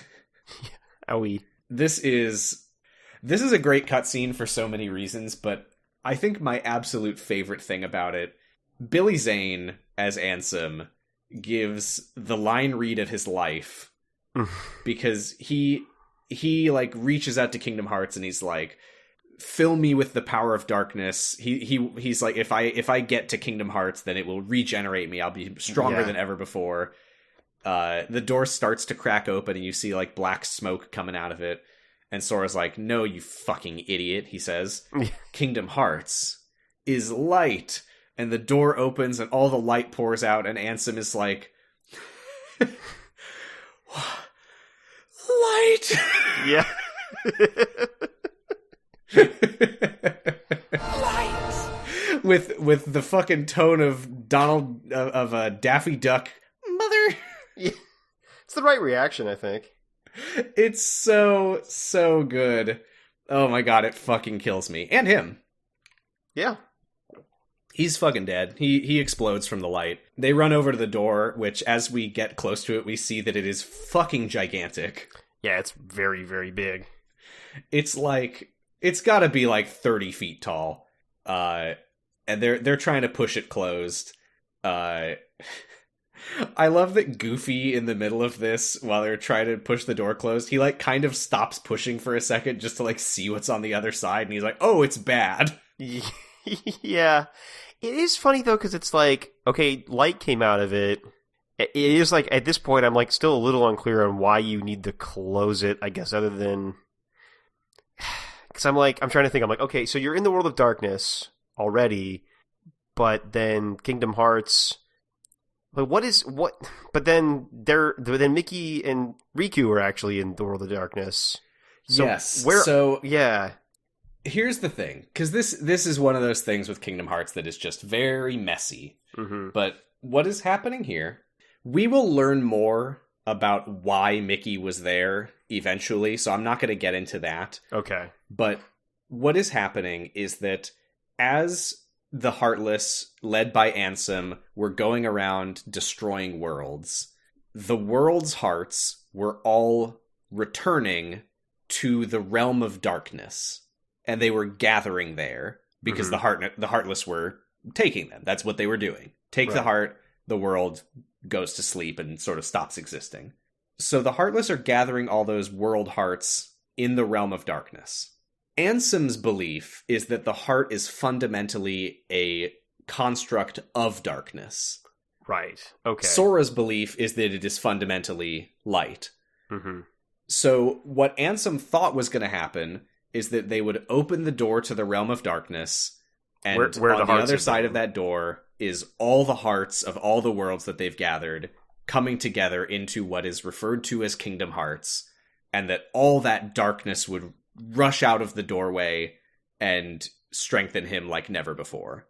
So were they actually in the worlds between then, when they were fighting, and not in the world of darkness?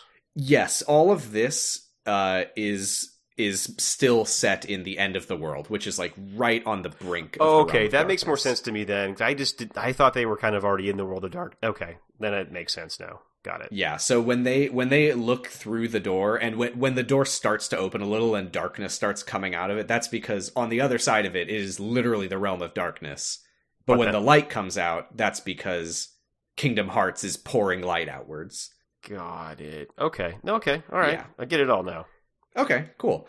Yeah, so Goofy takes a little peek into the realm of darkness and sees, and this is something I love whenever we get to see the realm of darkness, is that it is very deep sea looking, like weird, like creepy coral constructs.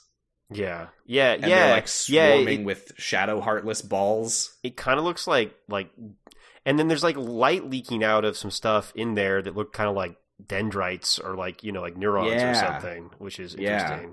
And then all the polyps that Ursula made. But yeah, Goofy sees, not only is it really creepy and weird looking, but also there's like giant blobs of shadow heartless that are just like leaking waves of darkness off of them. And he's like, well, that's not good. And they kind of start to get a little bit dejected and start to lose hope a little. But whose gloveless fingers should poke out of that door? But Riku, last name, doesn't exist. Every time I watch this cutscene, by the way, I do get a little bit anxious about... you see fingers coming through a door like that, you're like, those are going to get slammed. Especially as they start closing the door. I'm like, Riku, can you take your fingers out? Yeah, it's a real big door. It's going to hurt. This is a huge door. Yeah. You are going to lose those fingers. That little bit of glove is not going to protect them. Yeah, no way. But Riku is like, we'll close it together, Sora. They're pulling, Sora's pushing, other way around rather. Riku's pulling, Sora's pushing. Like multiple dark side Heartless just pop up behind Riku. And Donald is like, well, we're fucked. Yeah. But then they're destroyed. And who should show up but Mickey fucking Mouse? I love the little pose. He like jumps onto the like coral things and he holds up a key and it's like the kingdom key but with the colors reversed. Mm-hmm. I mentioned at one point that he has a Keyblade of Darkness that is called the Kingdom Key D. It's the darkness equivalent of the Kingdom Key. And as he explained to us at some length, if you have a Keyblade of Light and a Keyblade of Darkness on either side, then you can close that door for good. And he says, let's close that door for good. Sora, I would say very reasonably, is not super thrilled about the idea of closing the door to the Realm of Darkness with Riku inside of it. Yeah, that was nice of him. To express some concern for his friend. But Mickey Mouse is like, don't worry, Sora. There will always be a door to the Realm of Light, haha. Yep. So yeah, Mickey thanks Donald and Goofy. Riku tells Sora to take care of Kairi, and they close the door and they lock it with their Keyblades. Yeah. Yeah. And you can go ahead and bump the cry tally up to 2 for me. It's not just the emotions of the scene. It's fucking simple and clean. Simple and clean, it's good. Yeah. It's a powerful track. Yeah. So yeah, the door just completely vanishes. They're just like standing on this road similar to the one that Riku was on before, that just extends out forever. We get a very cruel flashback of sepia tone Destiny Island's friend time. Right. Not fair in my opinion. And Kairi is here. Right. I was confused about this. Oh, wait. Oh, shit. It just clicked in my mind why this happens. It's because their hearts are connected? Probably. But because they have destroyed Ansem and released Kingdom Hearts from the Realm of Darkness, so all those hearts have gone back. Right. Which means that the Destiny Islands have reformed. Okay, yeah. And they told us earlier, if you're from the Destiny Islands, you're gonna appear on the Destiny Islands. Yeah. Except Sora doesn't. I think it's because he's already on the inside. Okay. But Kairi, I think that what happens from Kairi's perspective is that she appears on the islands. The islands are spatially still very close to the Realm of Darkness and to the end of the world. So, like, as it's sort of moving back to where it normally would be, I think that they're kind of intersecting is why she can see him. Got it. Okay. Yeah, so she's standing on this little pocket of sand, and Sora, like, runs over, but the ground, like, starts shaking and pulling them apart from each other. He promises to come back to her. Oh, this is where Simple and Clean starts playing. Mm-hmm. And kicking me in the nuts. And yeah, I really like we see from Kairi's perspective as the end of the world like pushes off and collapses around Sora, and then just the sky like fills with stars. Really cool. Yeah, that is it. This looks good. Yeah, we're in full like FMV cutscene at this point. Yeah. Actually, yeah, finish up. I have things to talk about, but I think we should do that when we're done talking about all this stuff. Yeah. So Kairi goes into the secret place, and she sees the drawing where Sora added the Paopu going to her. She, like, cries over it and then adds a Paopu for Sora, which is sweet. Yeah. That's the end of the Simple and Clean FMV cutscene, if you had something to say here. I think you wait till the end, actually. Yeah. Okay, sure. Yeah. So the next thing we see is Sora, Donald, and Goofy are in this, like, just sort of like a grassy field in the daytime. Presumably this is somewhere in the realm between, and they're, like, making their way back from the very, very close Realm of Darkness territory. Mm-hmm. I love that Donald and Goofy are just wearing their cartoon outfits. Yeah, like the little sailor shirt. Right, when I was like, oh, does this mean they're in, like, Disney World? I think this just means that they're in, like, neutral territory. Like, his magic isn't like, putting any particular outfits on them. I'll be honest, I don't think we ever see them wearing these outfits again. Oh, that's too bad. It was kind of good to see him in those outfits. I really like it. Just a casual Goofy. Yeah. I love that Donald is like really like, oh god, what are we gonna do? Oh god. But Sora is just like, it's fine. We just gotta find Riku and King Mickey. That's all. He's very chill about all of this. Yeah. Which I think I like that. I think it makes sense for him as a character. He's like, I got to see Kairi, she's fine. I got to see Riku, we're gonna find him. Like, we're all good. Yeah, like nobody's in like immediate danger. I'll get home and there will be dinner on the table, and my mom will be like, oh, hey, Sora. Right, yeah. My what? I don't know. I'm sure he's thinking about how his mom is back at home. Sure. I'm sure. Doesn't talk about it, though. I'm sure he's thinking about it, though. No, I mean, he can't talk about it because it's too sad for him to think about how much he definitely misses his mom and remembers her. Right. That's one of the things he forgot when he was falling into darkness and it didn't come back. Oh, no. Oh, God. Oh, God. Kingdom Hearts 6. Sora gets home to the Destiny Islands and his mom is there and he's like, hi, who are you? Oh, no. I like this. This is a very cartoony moment where Goofy's like, how are we going to find the door to light? And they all just think about it for a second and then sigh in unison.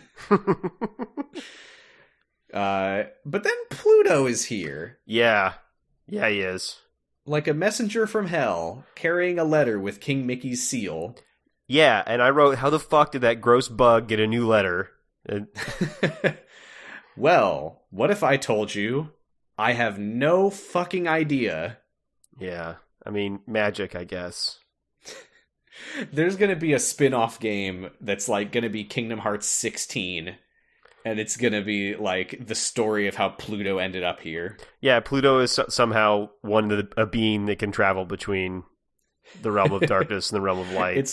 It's going to be like a side-scrolling platformer where you play as Pluto. It's going to be an infinite runner. Sega Genesis game or something. Pluto's Stupid Adventure.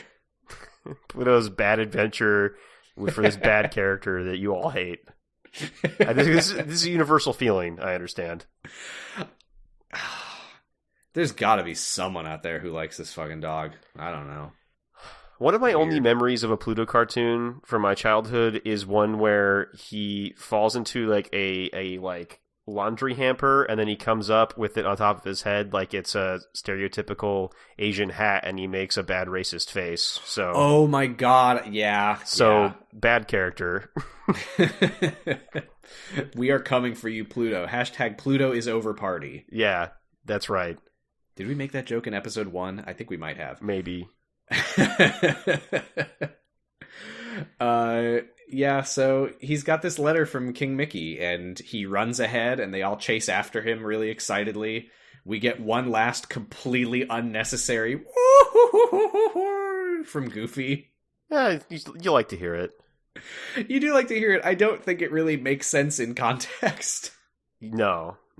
I usually associate it with, like, Goofy falling down a well. Yeah, same. It's usually something bad happening. But yeah, we pan up, seeing that the road pretty much just goes off to the horizon, and we hear or we read unvoiced Mickey once again saying, "Remember, Sora, you are the one who will open the door to light."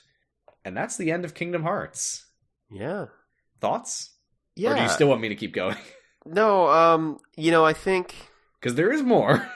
There is more. I guess, a thing I was thinking about that was confusing to me because, like, Sora is like, oh, we'll figure it out, is that I thought when they locked the door to Kingdom Hearts, they've now effectively separated all the worlds for now, and you shouldn't be able to travel between them. Yeah, I mean, I think that's basically what Sora is saying, is like, I have no idea how we'll do it, but we'll do it. Got it. Okay. Yeah. Okay. All right. Yeah. I do like, actually, I've never really thought about it, but because when we see them last in the end of the world, they're in like that big, like smoky gray void on this road. I never really thought about it, but I really like the idea that as they walk further from darkness and closer to the realm of light, that the road like becomes this sort of rural dirt path in the middle of nowhere, and the black void becomes just like a nice warm grassy field in the daytime. Yeah. I never really thought of it that way, but I kind of like that effect. Yeah, it's interesting. Let's see. We got two things left that could go in either order. I'll say end credits, which is nothing important, but we get a few little scenes as the credits roll. Huey, Dewey, and Louie go back to Disney Castle, making you wonder why they weren't there in the first place. Right. Sid, like, brings kind of a sheepish-looking Cloud to Hollow Bastion, and Aerith is like, hey, Cloud, and he's like, ugh. Yeah. Yep. Pinocchio becomes a real boy, if anyone cares. Sure don't. Aladdin and Jasmine, like, fucking make out while Genie watches. Yeah, that's how they do it. I was pretty surprised that we saw this kiss. I was like, I mean, it's not like an inappropriate kiss, but I don't think we ever see any other kiss in Kingdom Hearts. That seems crazy to me, but I guess good to know. I thought everyone would be kissing all the time. Yeah, well, they talk about hearts and connection all the time. You gotta have, like, a couple chaste kisses, you would think. Riku, I'm so glad you're okay. I mean, it's not any weirder than sticking your thumbs in his mouth. Okay, that's a good point. Yeah. Is that Pluto? I guess maybe this is the game I want, I suppose, not the game that we got. You want Kingdom Lips. Yeah, kiss. Yeah. Kissed heart.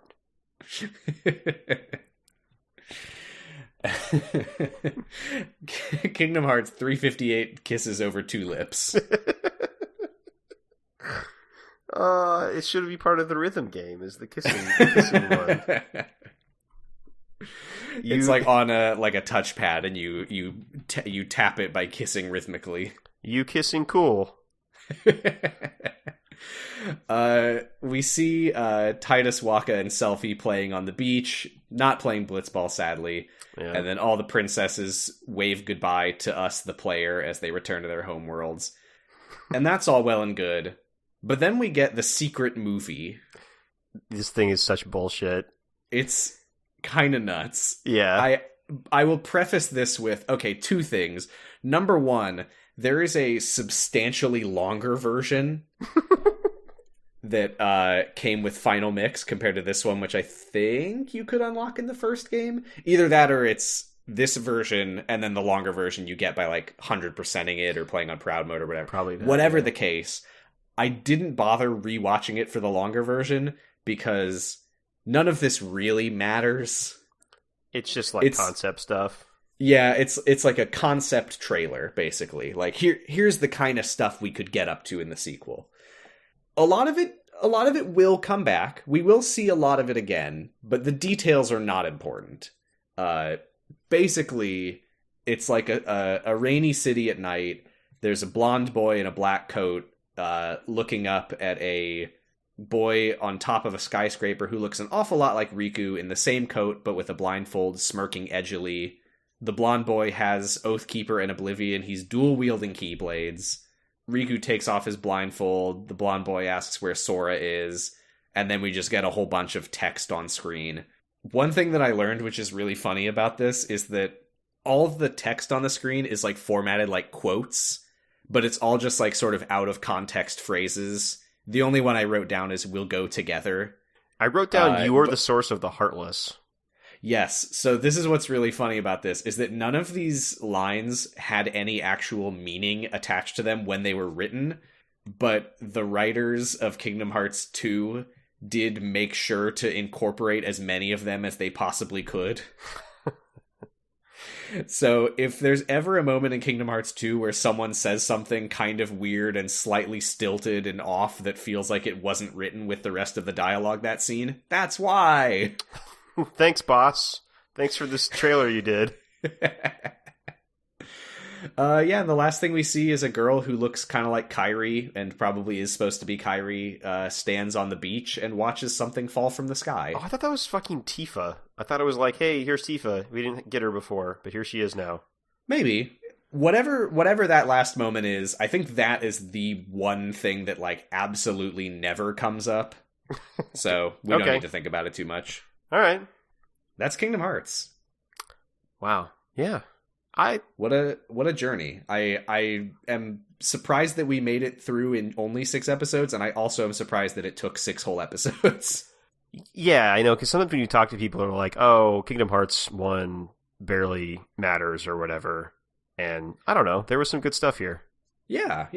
I will say, I generally am of the opinion that the true Kingdom Hearts begins with Chain of Memories. Which, you know, I mean, it makes sense because that's when Nomura knew, like, we're getting a series now. Right, yeah.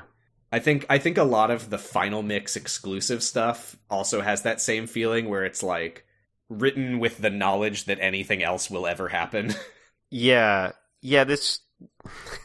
yeah, and it is like, you know, I think that it feels like Kingdom Hearts 1 is sort of like a Lost or like a Stephen Moffat thing, or that was just like, let's build a lot of cool questions for people to think about, and maybe we don't even know the answers to them, but hey, maybe if we get more series or more game, we can like try to pay that stuff off.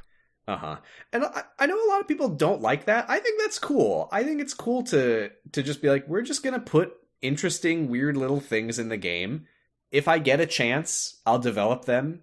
If I don't, then they're just weird little cool things. I don't know. I've never understood why people think that that's like bad writing. Yeah, they're like, oh, he didn't even know what he was going to do. I'm like, who cares? He does interesting things later with it. I don't care that he didn't know at the time. Maybe he did, maybe he didn't. I don't know. Yeah, I think that it's bad if it's all you do. Which is like I think the big criticism of like what Moffat does, right? Which is he just sets stuff up and never pays it off in any sort of way.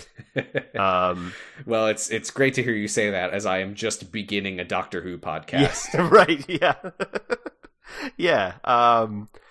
You know, and I guess I jury's out for me on if I think Kingdom Hearts does that effectively or not. I'm still undecided how I feel about Lost doing that. Yeah. I think they did better than a lot of people think, but not 100% great. I will absolutely stand by the ending as being better than people gave it credit for.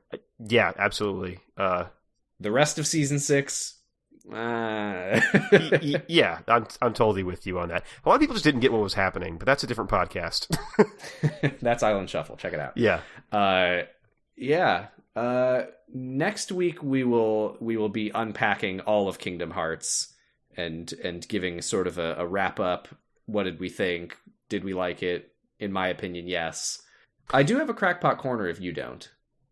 Yeah, I mean, I have some stuff, but I think we can save it for the wrap-up show, so... Okay, sure. Yeah. Here's my theory, which is correct. Well, you'll let me know that it's correct. Okay. So, Pinocchio put the 100-Acre Wood book in Merlin's bag. Okay. Yeah, because he stole it, right? First of all, he's a dirty little thief. Right.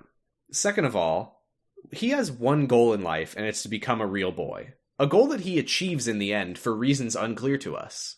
Yeah? I know why. Because he knew that in Traverse Town, there's a wizard named Merlin, who is a very epic wizard, and he found this book, a work of fiction, not real. What if Merlin could make a book that is not real into reality?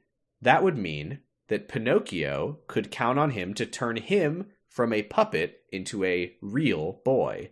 Now, you're probably wondering, why didn't he, A, just ask Merlin to do it? It's because if Merlin failed, then Pinocchio would be exploded into splinters, and he didn't want to risk that. B, he wanted to test him by giving him this book, both for his ability and for his just sort of getting a sense of his personality. Like, would he do this at all? Like, would he believe in this? But there's a reason that he did it in secret, that he didn't just ask Ansem, Merlin, that's another theory. He didn't just ask Merlin, like, hey, here's this book, could you make this real? Because I want to know if you could make me real. There's a reason that he tested him in secret, which is that he didn't mean to. He took the book, he was going to give it to Merlin, but then he saw a big pile of shit in the road. Right. And he got distracted and he wanted to play with it, so he just, like, threw the book into Merlin's bag, and then he ran away to check out the big dump on the ground. I think that's a rock-solid theory backed up by in-world and out-of-world sources. Yeah, so at the end of the game, he has seen the cover of the book. He goes and checks in with Merlin. He's like, hey, did you get that book I sent you? And he sees the cover, and he sees Sora on it, and he's like, okay, I don't know exactly what the fuck happened here, but something happened here. Merlin's a genius. Hit me. And then Merlin zaps him, and he turns into a real boy. Yeah, I don't think anyone will ever refute that theory. All right. That is a confirmed. Let me put that into the confirmed pile. Yeah, I mean, I guess my only crackpot corner is the fact that fucking Pluto has that letter somehow shows that really he's the true villain behind this whole series, and because he definitely couldn't have gotten a letter from Mickey, so he definitely wrote it himself to try to manipulate Sora into doing things he needs him to do. Oh, he put a pen in his mouth and he wiggled it around. That's right. Yeah, Mickey never wrote any letters. These are all from Pluto. Fortunately, we did already confirm that Pluto is the true villain, so that one's already in the confirmed pile. Yeah, you're right. So we'll slap this on next to it. Yep, just more evidence. The evidence is stacking up. Yeah, Pluto's behind it all. Yep. Yeah, I think that's all I got for this week. Yeah, good. I never really got past the boat. And I think you never will. Yeah, I'm always going to be on that boat. Oh god, it's going to be so good in Kingdom Hearts 4 where Sora rides around in that exact boat. Who needs a gummy ship when you have the world of chaos? It's going to be crazy in Kingdom Hearts 5 when Ansem turns into, I guess this time he'll just turn into like a skyscraper. Oh man, I actually wish that had been what happened, because it's called World of Chaos. I think that it could have actually been really fucking cool if it was like you're fighting a city. You're inside Ansem, which is a place. Yeah, okay. Ansem's inside story. Okay. Yeah, and you maybe next time. Yeah. They can make as many games as they want at this point. I think it's safe to say that no one has stopped them yet. Square Enix has given them like 11 games now. I think they're set. Yeah. Yeah. We're hosted on noisepace.xyz. You can find other podcasts there, such as it doesn't have its own feed just yet at time of recording, but if you check the feed for Kyle XY, you can find my new podcast, the first episode, Doctor Huh, where Jordan and I are watching Doctor Who in a random order. We watched the second episode of the Matt Smith 11th Doctor, and it was alright. Yeah, I'm sure. You know what? I'm not even sure if context would have helped necessarily. There's other good podcasts there. Henry Kissinger's Pokemon Going to Die, 0 to 0. Oops, I'm on that one. Oops, I'm on the other one also. Slappers Only, The Stick, Tuning Fork. Check it out. Giants confirmed about they might be giants. Check that one out. Huh. Check out podcast on noisepace.xyz. And like we say at the end of every episode. Keyblade, I'm going first? Sure. I wanted to see if you would say Keyblade or Key on Blading. It seemed like you weren't too into it last time. Oh, right. We never talked about it. I did spring it on you, and I'm very sorry for that. Yeah. Okay, Key on Blading. Key on Blading. And Keyblade. Keyblade. It is futile. The Keyblade alone cannot seal the door to darkness. Kingdom Hearts, fill me with the power of darkness.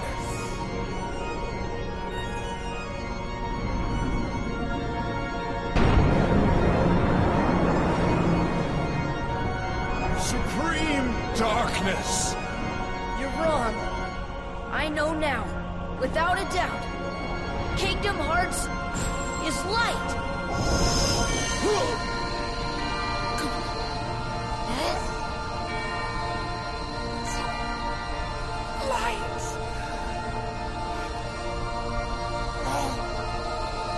But why?